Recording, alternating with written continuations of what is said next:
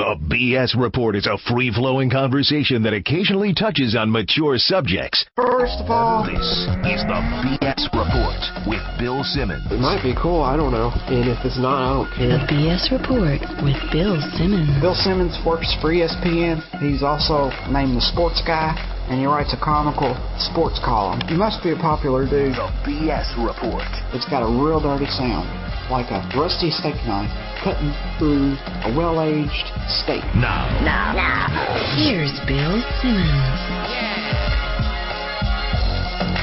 Welcome to the BS Report. Another sunny day here in Southern California. Round 2 coming up, round 1 in the books. We're going to unleash another mega playoff podcast for you. Coming up, Mike Lombardi, Aaron Schatz, and Chad Millman. But right now on the Subway Fresh Take Hotline, our old friend Cousin Sal. What's happening? Yeah, leading it off like Brett Butler back in the 90s. We had a nice 3-team parlay that ended within about 2 hours of round 1 starting, so that was fun. Got us off to a good start. 3-team teaser, right? Yeah. Yeah, 3-team teaser. Sorry. It killed us because I think it killed a lot of the gamblers because that first game was such a disaster. No one had money to make it back, and we probably had all the 3 winners the rest of the way. So right, I ended up going 3-1 for the weekend, but got so scared by the first game I never did anything after that. Let's start with the Seattle-New Orleans game because I blocked that one out. Can we move to the second one? No. Jeff, all right, so Saints are up 10-0. Hasselbeck basically just plays out of his mind. Yeah. Well, first of all, okay, and people are going to say I'm crazy, but I think Sean Payton was a little outcoached here. And they're up 10-0, and they're still they're onside kicking in a way basically that they can't recover the onside kick. Like, all right, I get it, Leon Washington's a big threat, but they're starting every possession at the 40-yard line. You know, you put them deep up 10-0. Who knows? Maybe you get the ball 10-0, and it's a whole different story. Well, here's how we know that it was a mistake, because they stopped doing it. Yeah, right. Because they were like, oh, wait a second, we're giving them the ball on the 45-yard line. And, you know, that was a game that I really wonder if it was played 10 times, how many times the Seahawks would win. Because the field position, it seemed like they were always starting in the 45. Yeah. It seemed like the Saints kick returners were atrocious. It seemed like they were always starting on their own 15. But as you said, if you're going to do that bloop kick thing, just onside kick it at that point. It's a difference of 10 yards. Yeah. And I'm sorry, Leon Washington is good, but he's not that good. I know. This isn't Devin Hester. It's not, not Devin Hester in 2006 here, where you have to completely stay away from him. I thought that changed the game. And then, Hasselbeck made 3 throws that were just otherworldly. On fire. Just it was disgusting. And I kept texting. I was like, don't worry. Don't worry. You don't have to worry. And you're like, I'm like, oh, boy, we should really start worrying now. If you can't take the crowd out of the game. Like, if they took that crowd out, that would have been it. And that's why 10-0, I really thought they should have clamped down. But they gave them a shot, and this is what happened. It couldn't have been a better scenario. You're thinking 10-0, this is great. Now, have we seen enough evidence that you just can't go against the nobody believes in us theory? Like when a football team is getting dumped on over and over and over again in their home and nobody's giving them a chance, all that stuff. How many times can this happen? Should we just have learned from this? I guess so. But the thing and I know it was a different quarterback in Whitehurst and everything, but they didn't play with any amount of this urgency in any game this year, the Seahawks. They had 16 chances before this to do it. And even the game they needed to win to beat the Rams was crappy, and they barely came through. Like, why were we to think this? Like, I'm taking a lot of heat from the Seahawks fans, and it's like, all right, 17 weeks in a row, your dog, isn't potty trained, and all of a sudden, he starts, he stops taking a leak in the shrubs and finds his way to the toilet. Like, is this my fault? Like, everyone's like, I told you so. The dog could wipe itself. Like, I don't believe it. I don't buy it. And I don't like it for the next game either. So. Well, I mean, I guess you could say they played the Saints pretty tough that first time. My whole thing was that Rams game threw me off because they threw everything into that one first drive, and then they kind of held on. The Rams had a whole bunch of big plays that the guys just dropped it or Bradford overthrew it. Yeah. And I thought Breeze was going to dominate, and they scored 36 points. Yeah, well, that's the other thing. Like this, you just figured that the defense would come up, even if they gave up 24, that would be a good day for Seattle. Like, I never knew this defense was so horrible. And also, like, Roman Harper. Yeah. Wow. Terrible game. Collectively, all those D-backs. You got to give Carroll credit. It was a really well-coached game. I know. They did all the things they needed to do. They had that pump fake, to the guy on the sideline. He was going to stop, then he goes. That worked. They had the play where the tight end fell down and he got up. That worked. They ran one of my favorite plays, which we're going to get to because the Chiefs should have run it. The play action to the right, the quarterback stops, flings it to the left to the tight end who releases late. That play has never not worked ever. That's a great one. They have that play where they have Marshawn Lynch, like they have like 8 guys try to tackle him and they can't. Like, I don't know why haven't we seen that play from them all year? Well, how about Marshawn Lynch sucked this whole season. So, and then now everybody's like, well, the Saints could have had Marshawn Lynch. That's the irony. It's like, well, I watched Marshawn Lynch this year. He didn't do anything remotely resembling that run the whole season. Yeah. Do we feel like the other 3 teams that won the games were the right teams? Well, I know I had the Eagles because I just thought something was up. I'm like, everyone's got Baltimore and everyone's got Green Bay, and it just can't work out that way. And I still think that Philly could have won, but I think Green Bay's a little overvalued at this point. The Ravens were better than the Chiefs, and the Jets we thought were better than the Colts. We just thought maybe Manning's magic could catch on, but I think we had those right. But I don't know. What did you feel about Green Bay and Philly? The Ravens-Chiefs, I feel like if the Chiefs had run, it came down to that 4th and 1 play, and they ran that terrible sweep that was -7, which I'd love to see the stats for sweeps on 4th and 1 and how many work. But if the Chiefs really could have gone for the jugular there and done some sort of play action, taken one chance, gone deep, something, and maybe that game's a little different. But once that play happened, that game was over. I'm not sure how that game would have played out if they had, really gone for the jugular on that and gotten a touchdown or a big first down, something. Might have been different. I still don't trust Flacco. I think he's different when he's up 10 than if he was down 3 trying to get a touchdown, things like that. How do you feel? Do you trust him? That defense just keeps you in it every time. Like Flacco could even be bad for 2.5 quarters, and you'll at worst be down 7. It seems how intense that defense is. But I kind of felt like we got ripped off from the marquee receivers this weekend. Like with I know. Bo not being targeted at all. I mean, right. I know he had like 9 completions. I think the whole Castle. I might be wrong, but Wayne, at least Revis was on him, but he's obviously furious. But at some point, you have to go downfield to these guys, right? Yeah. The word on the street all week was that Bo was hurt, and the fact that they didn't throw to him once probably confirms that that Bo was hurt. So. In Green Bay, Philly, I feel like Green Bay was better. I mean, they should have been up at least 17-3 at halftime. They botched that 2-minute drill. Right. But then there was another, even Deshaun Jackson being out. You just feel like, he almost scored on that one play at the end. I just feel like there's a lot of receivers that just came up short or just didn't play or didn't get thrown to. And Philly seemed to me like a team that never really figured out what it was. Yeah. I always thought McCoy was the best guy in that team. Right. And every time they gave him the ball, it seemed like he ran for 5 yards. And when Deshaun Jackson got hurt, I actually thought that was going to be, in a weird way, good for them because it was going to make them turn the game over to McCoy, and they didn't. And I don't know, it was a weird identity in that team this year. It's kind of hysterical how their season panned out. Like they trade McNabb, ends up being a great move. Rise of Michael Vick having an MVP year. And McCoy, right, the both of them. Deshaun Jackson's big punt return kills the Giants. They win the division. And then their season ends with a jump ball pass to the white hippie receiver. Like, how does it just end like that? It didn't make any sense that that's how it turned out. I thought Vic, you could kind of kill him for that last drive because it wasn't like they needed to throw the jump ball pseudo Hail Mary at that point in the game. But that's why I'm wondering how good is this Packers team. And I know it's hard to win on the road in Philly anyway, but Jackson was banged up. Vic was definitely banged up. He could have taken off a couple of times towards the end. He wasn't running at all, and Well, let's go to the lines. What's the first Saturday game? All right, Baltimore, Pittsburgh.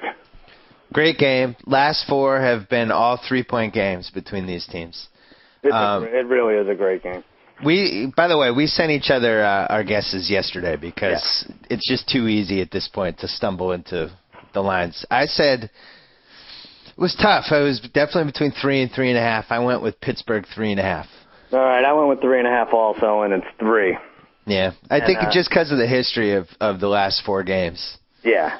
I looked and there's no, I'm going to say something right now, there's no love lost between these two teams. I Googled love lost, Ravens, Steelers, nothing came up at all, but this is just, it's a great game to watch, and it's an awful game if you're a fan of either of these teams, right? It would kill me if I had a rooting interest other than gambling. Every matchup is so close. When is there love found between teams? Yeah. I think the Panthers and Patriots have love found, right? Oh, they do? Yeah, it's usually if the coaches like each other. Yeah. It's a great game. It'll probably be a 3-point game.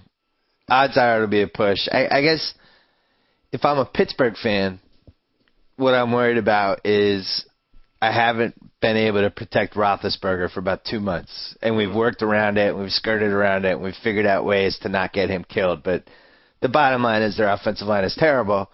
And we watched that Ravens-Chiefs game yesterday, and the Ravens front seven took that game over. Mm-hmm. So how does that play out? Do you think well, first from a gambling perspective, I kind of think this will go down a little. I think it'll go down to like 2.5 or 2, maybe. But because I think what happens is that there are 2 potential blowout games this weekend, and then there are 2 coin flips. And everyone having seen the team that didn't have the bye in the coin flip, there's going to be some Ravens bias, and I think there's going to be some Packers bias this week that's going to move those spreads down. But I would agree with that, and I think the history of these games and the fact that both teams have proven they can win in the other team's stadium, I could see it settling at 2.5. Yeah. But I have no feel yet. It's one of those games where I'm going to have to study it for like 4 days. I keep coming back to that Pittsburgh offensive line, though. Well, out of anything, I think this is a game in the fourth quarter. Like the others, even the Packers-Atlanta game, I could see getting out of hand one way or another. But I feel certain that this is going to be a great game down to the last 1 or 2 drives. It's going to be a good Roethlisberger game and a nice test for where he is, not just this season, but I think in his career. Because if he can kind of get past this Baltimore team again and win another game, I think and now it's setting up for if they could get past Baltimore and exercise that demon, then New England, a team that's had their number for the whole decade, they go in there and win that. Yeah. I think they don't want to play New England. I think the Steelers want to lose. I think they're looking ahead to next year when they could map out a different route where they won't have to play New England. I will say I bet Baltimore will have more confidence going into New England than Pittsburgh would. Yeah. Well, they should. They should. Hey, did you know Ray Lewis, he wore a Super Bowl ring? Did you hear that? During the game? He wore this week. He wore it to get his teammates fired up. Oh, really? I don't know if you heard that story. That's smart. No, I didn't hear it. You didn't hear that story? Oh, yeah. It's a story. Good for him. What a character he's becoming. I'm glad he's breaking going around. He looked really old. And, I think just quickly about the Chiefs, man, I have my buddy Connor is a Chiefs fan. He just could not understand the coaching in the second half. It's just Charles had such a speed advantage over the Ravens front seven, and it just seemed like if there was ever a game to just give him the ball over and over again, that was the game.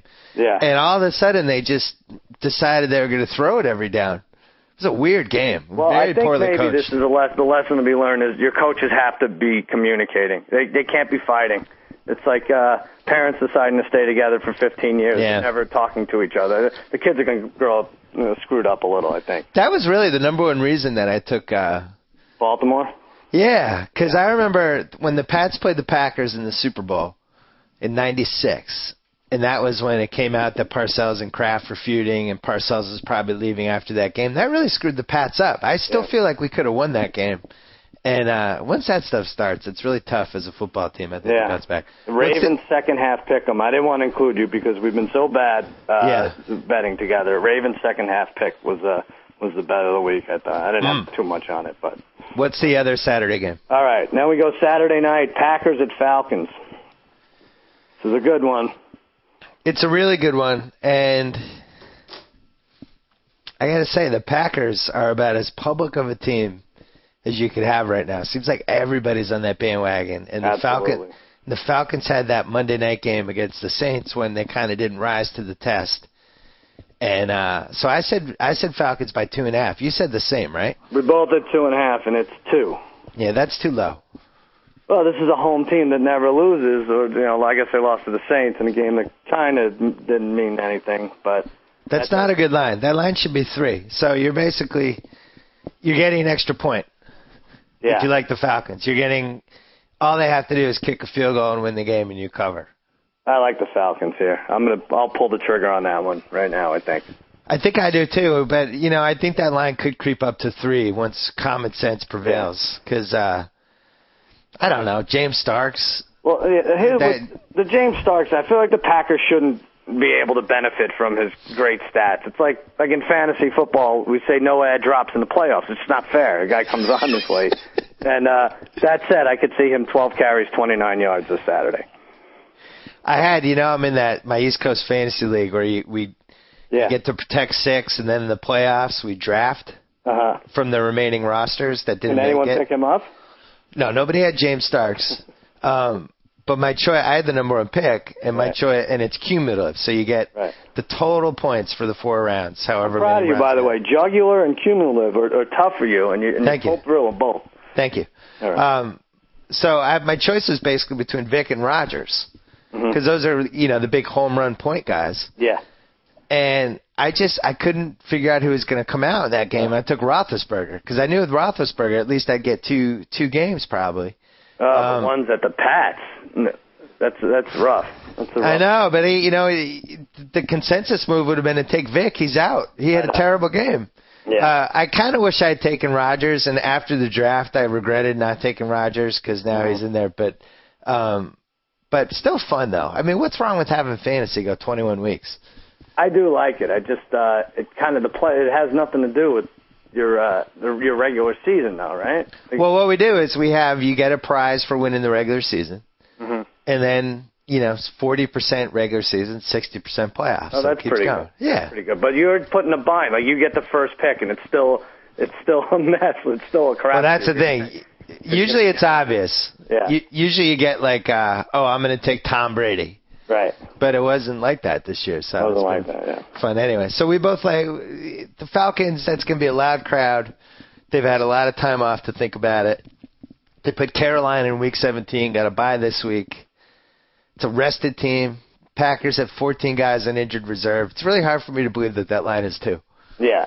And if I'm the Falcons, and we watched that last time they played, and I actually thought the Packers may have deserved to win that game. I think Rodgers fumbled at the 1, but you kind of have to be mad if you're the Falcons here. You're the number 1 seed, and you're basically an underdog. I mean, when you're not given 3 at home. Yeah. So get fired up there, Bird. This could be another nobody believes in us. Yeah, that's true. Sunday early, who do we have? Sunday early, Seattle at Chicago. Is that possible? Yeah. Hold on. Yeah, that's right. I said 9. You went higher. Yeah, you said 9. I said 10, and I was right on. So it's 10. What do you mean it was 10? It is 10. I thought it was like 9. No. What I is just it? checked. 10, huh? Oh, yeah, it's 10. That's a little high. No, 35 is a little high, but just a little high. 10's a little high for the Bears. It's a little high. Man. Seattle went in there and beat them. Oh. That was like in Week 6. They went in, they won the game. No, I know. That was their one win in October or something, right? I'm just saying. They have a history of beating that team. For a second, let's think about this. First of all, the special teams thing, you want to give it a wash, that's fine. I like Hester over Washington. Right. The Bears are not going to give up all those points. They're just not going to do it, right? No. And I like their style to win this game. I really do. I like the Bears style to win this game. The run, the short passes. I think it's enough. I think 27 covers 10. I do. Pete Carroll versus Lovie Smith. Is that what it was? It's advantage Seattle, right? Pete Carroll's coached 2 great games in a row. Yeah. You were so mad at me about convincing you at the last minute. You had Seattle plus 10.5. So I was writing my picks out on Thursday, and the initial lead was, am I really taking a 10.5 point home underdog and 3 road teams? And then I explained why. And I wrote it out, and I looked at it. I'm like, am I going to really take Seattle here? And I emailed you, and you sent me a very angry response telling me what an idiot I was. It really made you upset. It was about as upset as I've seen you at 1 o'clock in the morning. And I was like, he's right. I can't do this. Because it was, they were on their 5th running back, the Saints. Colston was coming off arthroscopic knee surgery. Malcolm Jenkins might not have been playing. Like, at some point, you pass a point. But I thought Jenkins was going to play. And then when I was watching the pregame on Saturday, and they're like, yeah, Jenkins is out. I was like, oh, no. Yeah. Like, at some point, you have maybe 11 really good players in your team, and they were missing 5 of them. 10-0. 10-0. Yeah, I know. Hey, that's the thing. If you told me at 10-0, hey, you happy with that Saints pick? I've been like, yes, I'm very happy with it. So. Yeah. But then they start getting blown out, the Saints do, and I get this threatening call from you. I don't know if you even remember. I have no idea, but I didn't appreciate it. Hold on, let me see. Cousin Sal, how dare you convince me to take the Saints? I've been riding the Seahawks and clipboard Jesus all year. Thanks to you, I'm 0-1 and virtually eliminated from my Hilton contest. And just for that, you're disinvited to the viewing of a new adult film I got starring Gabe Kaplan, Bob Conrad, and Nicole Eggert. It's a tour de force threesome if I've ever seen one. I love you, Josh Freeman. Weird. I don't even remember that.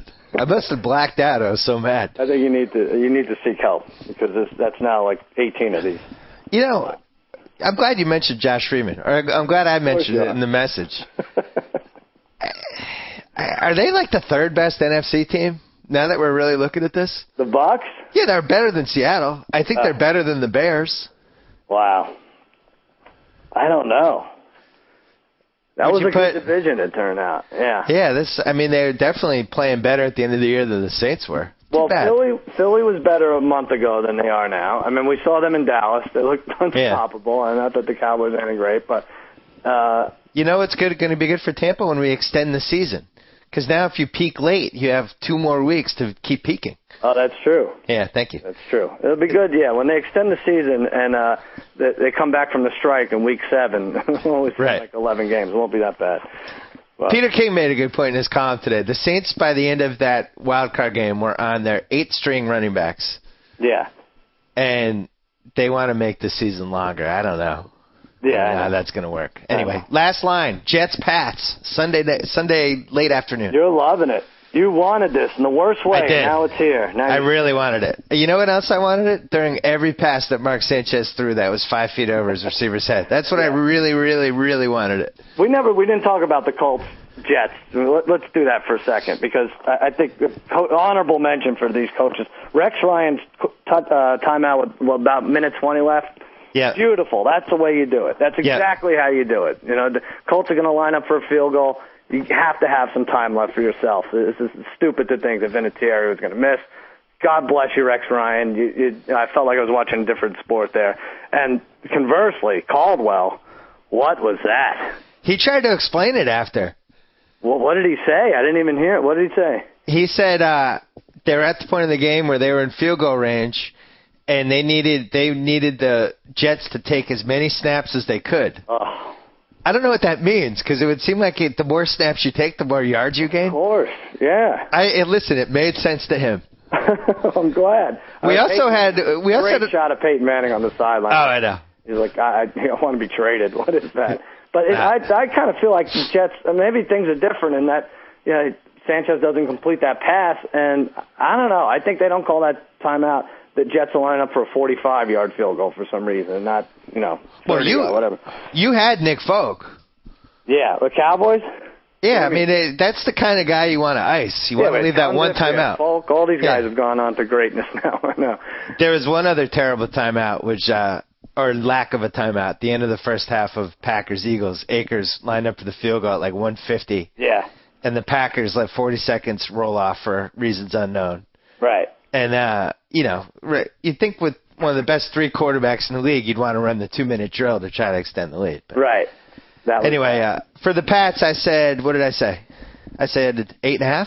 You said 8.5. I said 8, and you have it at 8.5. So we tie. We tied the first 2. I won the third one. You won the last one. Who are we teasing the Pats with? The Bears of Chicago. Oh, come on. Come on. Maybe bring the Falcons to +4.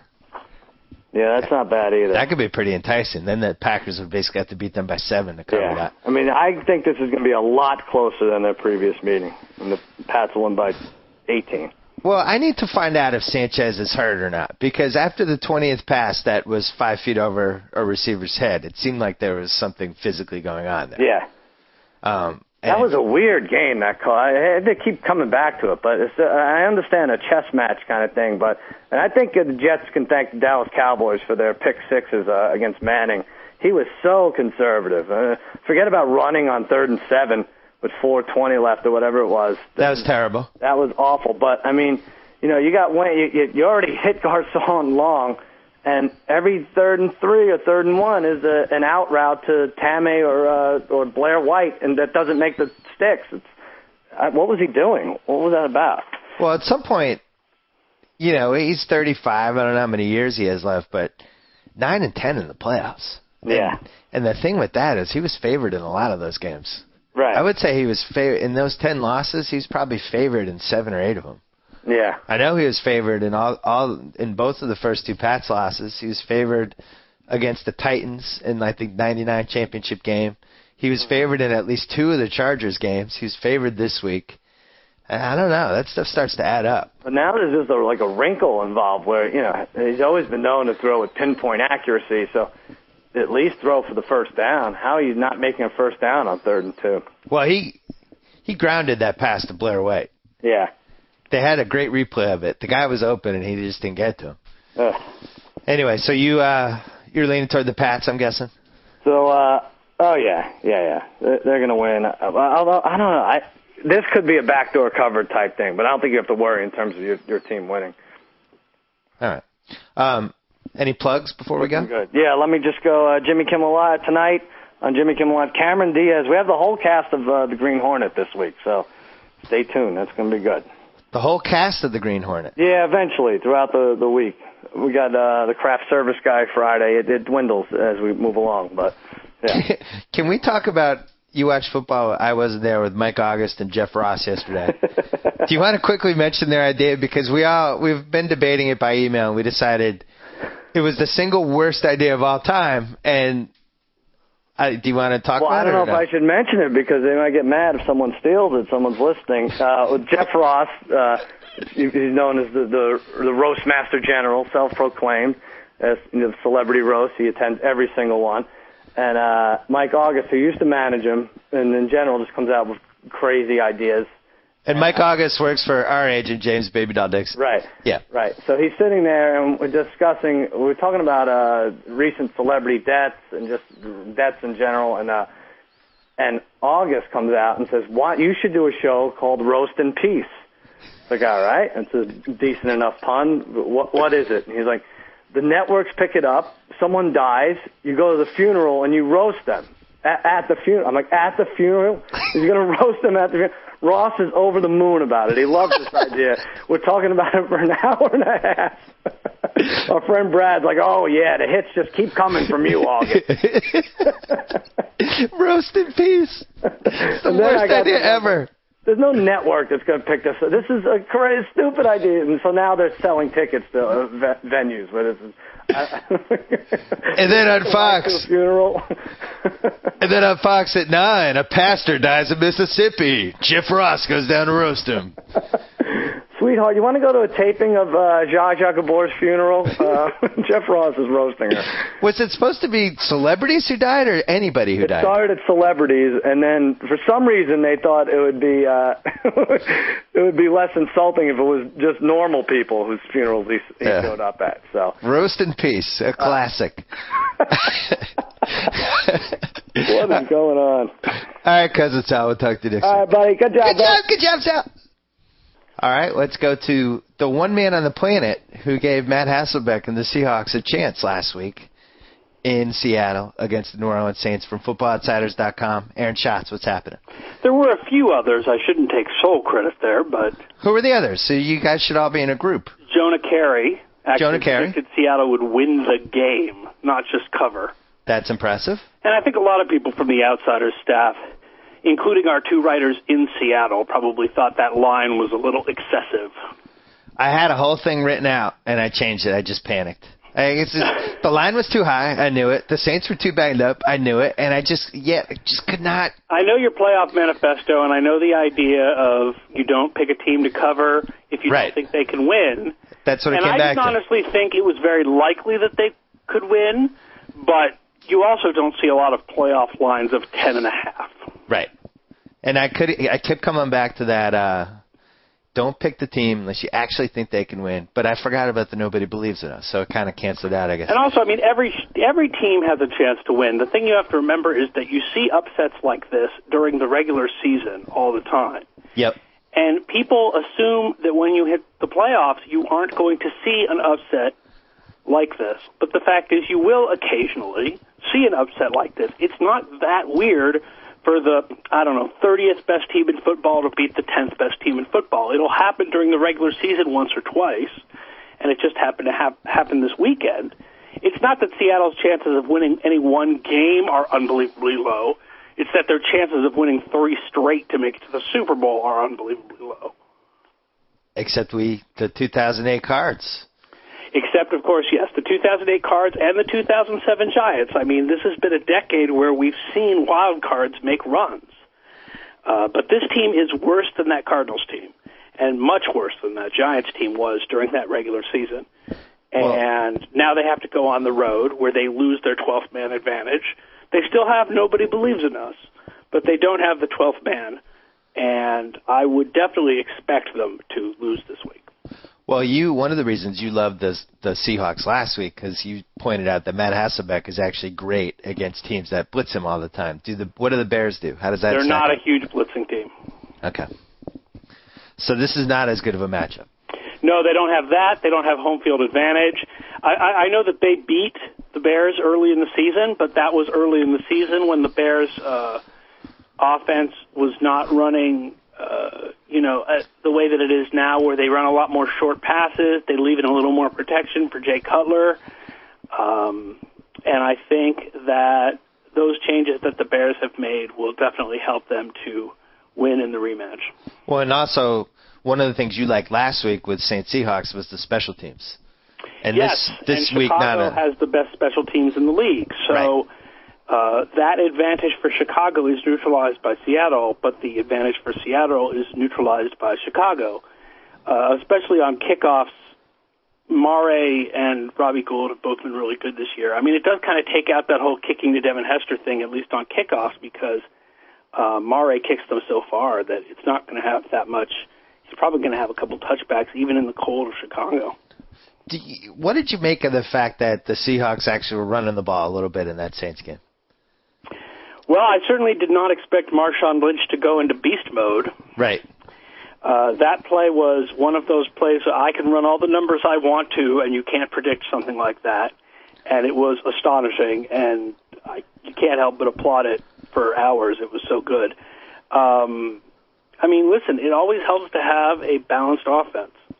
I love passing. I think passing scores more than running, but you can't pass all the time. You have to have balance to keep the defense on its toes. And so it's good that they ran a little. It's good that Green Bay ran a little. People think that New England passes all the time, but they honestly run a little and they do well with it. People think Philadelphia passes all the time, but they run a little, and they normally do well with it, although they didn't this weekend.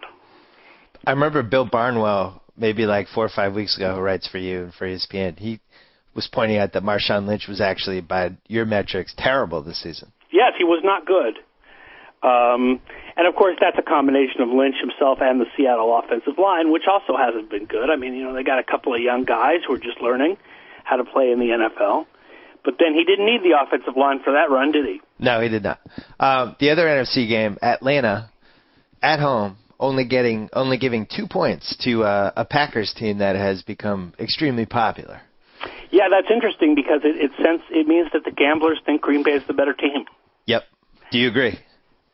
We have Green Bay as the top team in the NFC this year, so yeah. I mean, I see this game as really a 50-50 kind of proposition because Atlanta is the 7th best team in weighted DVOA going into this week, and Green Bay is 4th best. So that makes them 1st and 3rd in the NFC at this point, and so with Atlanta being the home team, It's pretty close. And there are a couple of really interesting little trends in here. Atlanta has a huge special teams advantage on this game, especially when it comes to kick returns. Atlanta was number 1 in net kickoff value this year. Wow. Green Bay 28th in kick return value. We saw it yesterday. It's also interesting to note that the Packers' offense was very poor in third and short, and the Falcons had the best defense in third and short. What about Atlanta running the ball? Well, here's the thing. It wasn't that good this year. They were 31st in DVOA on first down runs. They averaged less than 4 yards per carry. The Atlanta game, and particularly in the second half of the season, the Atlanta game started getting stuffed a lot. It almost seemed, just from watching them, because I watch a few of their games, that the teams were just stacking the line on them at first down and daring them. But the Falcons are in that mode of conservative, don't take too many chances. So I wonder if that'll change in the playoffs. And they also only have one exceedingly strong receiver. I mean, 2 if you want to count Tony Gonzalez. Michael Jenkins is, can be a reasonable possession guy, but you don't need to put more than one guy on him. And Harry Douglas really struggled this year, which is too bad because I thought he was a nice prospect, and he's also a really funny guy. I'd love to see him become a star so we could quote him all the time. But, obviously Roddy White is the king and master of the Atlanta offense right now, but you got to put 2 guys on him. And then you can stack the line with everyone else. If they do go into a passing play, whoever you had near the line covers Tony Gonzalez. So they really were not running the ball very strongly this year. The other thing is that Ryan's numbers this year show that he struggles against zone blitzes. And it's interesting, the Packers, for all the pass pressure that they bring and the way that they bring confusing blitzes sometimes, they rarely bring 6, and they bring 5 a lot less than league average. They just, because they're a 3-4, they tend to bring 4 where you don't know who the 4th guy is. Or they'll drop one of the D linemen back and bring a guy you don't know who it is, plus 2 D linemen and Clay Matthews. So that may be a bit of a struggle for Ryan. Wow, sounds like you're leaning toward the Packers. Yeah, I guess I am a little bit, but I do think it's 50-50. I think that the Atlanta defense has some places where they're better than you might think. Jonathan Babineau had a really great year this year. Defensive tackle. John Abraham's still a great pass rusher.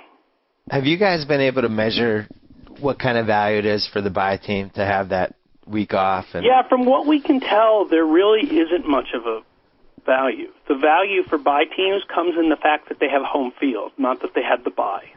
Okay. I mean, I definitely can see where if you have a team that was really banged up, that week off is really important. I think it's really important for Pittsburgh because of Troy Polamalu's health. Yep.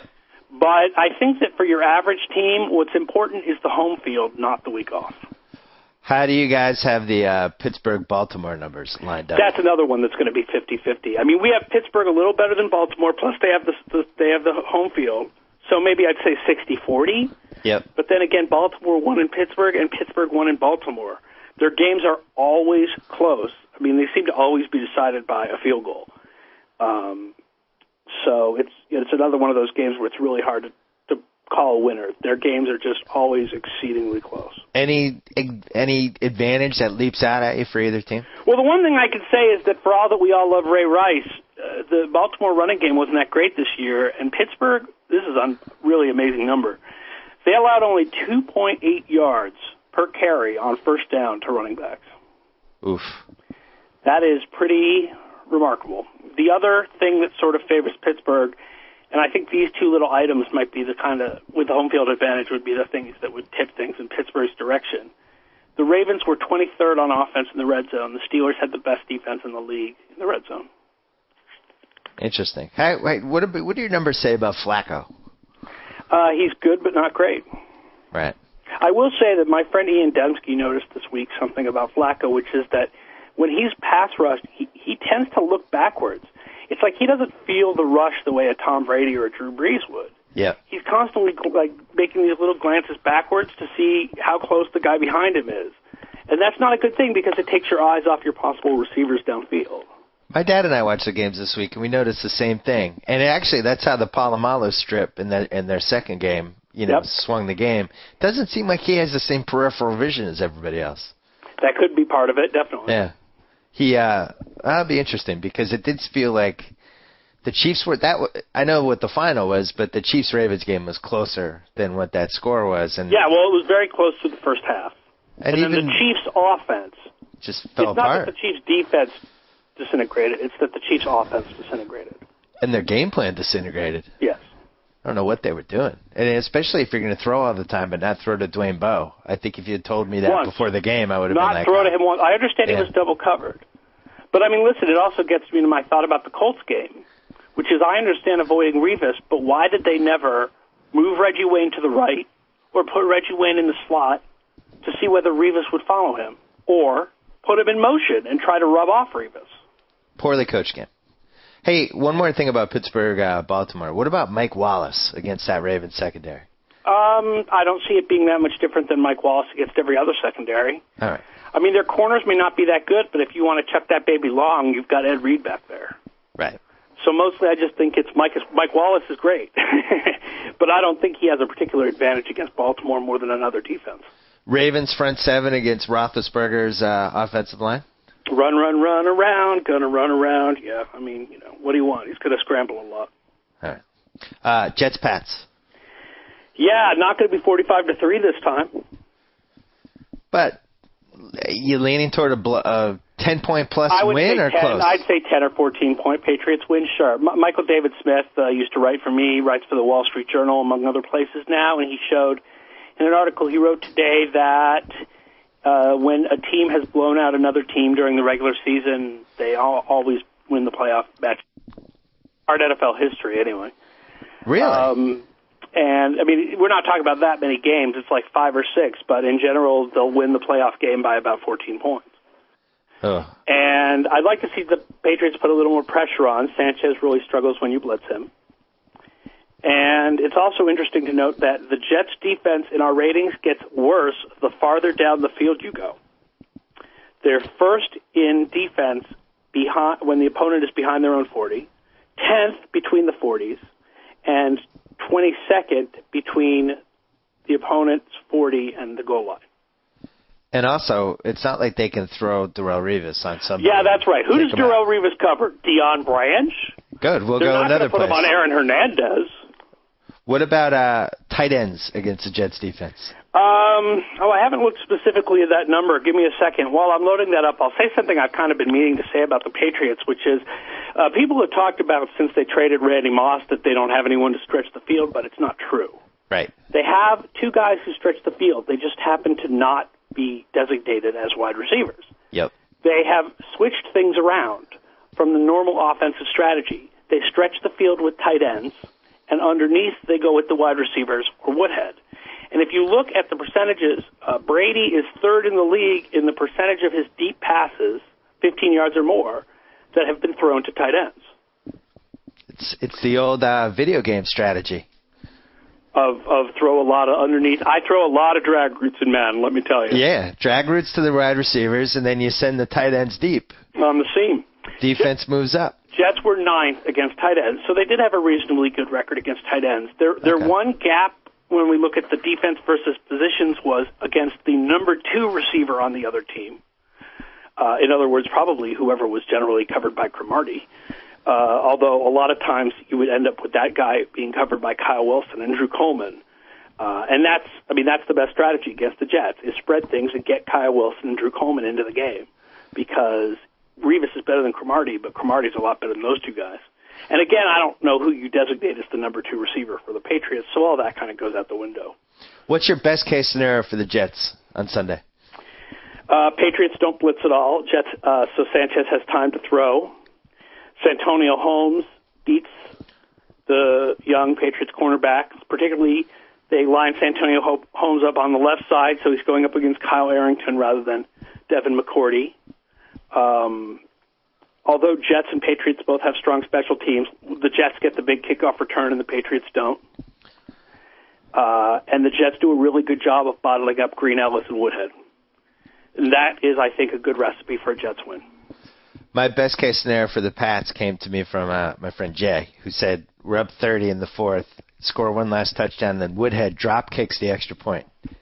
My best case scenario is we're up 30 points, Woodhead drop kicks the extra point, and then everyone in the stands throws shoes on the field.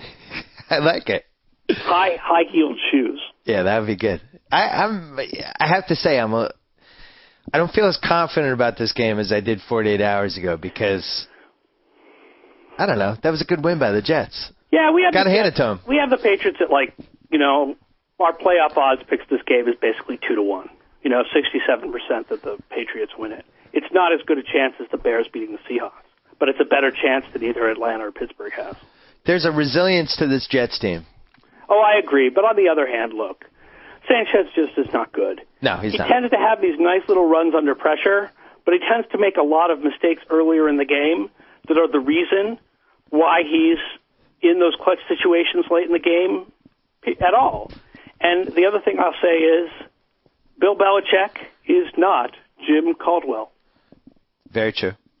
The one thing, as you pointed out, not a great Pats pass rush, and Sanchez will have time. No, and they don't tend to blitz very much either. No.